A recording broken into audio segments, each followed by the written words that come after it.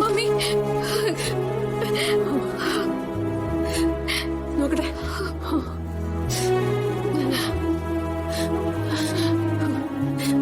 വേദനയുണ്ടോ book? Mummy നമുക്ക് ഇവിടുന്ന് പോവാം മമ്മി. ഞാൻ റെഡി ആവട്ടെ? അല്ലെങ്കിൽ വേണ്ട. എന്താ റെഡി ആവാനുള്ളത്? കാറിലിരിക്കാനല്ലേ?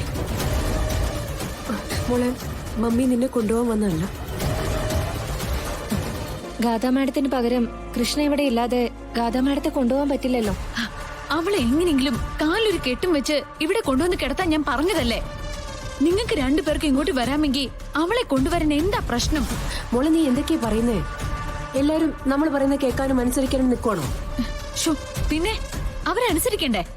സിത്താര ശ്രീനിവാസനെയും ഗാഥ ശ്രീനിവാസനെയും അവരനുസരിക്കണ്ടേ മമ്മി?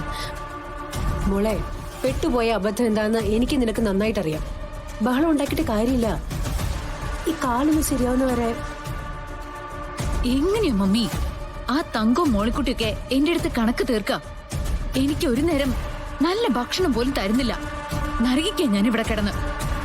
എന്നെ ഇവിടെ ഇട്ടിട്ട് മമ്മി ഇവിടുന്ന് പോയാ മമ്മിക്ക് ചിലപ്പോ സമാധാനം കിട്ടുമായിരിക്കും. ഒരു കണക്കിന് എനിക്ക് സമാധാനം ഇല്ല. സത്യത്തിൽ ഞാനിപ്പോ ഇവിടെ വന്നത് കൃഷ്ണനെ കൂടെ കാണാനായിട്ടാ. ഗാഥാ മാഡം എത്രയും പെട്ടെന്ന് അവിടെ എത്തണമെന്നാ കളരിക്കക്കാര് പറഞ്ഞിരിക്കുന്നത്. സിത്താര മാം അത് വാക്കു കൊടുക്കുകയും ചെയ്തു. അതിന് എനിക്ക് പകരം അവളെ കളരിക്കലേക്ക് അയക്കാൻ വന്നതാണോ മമ്മി?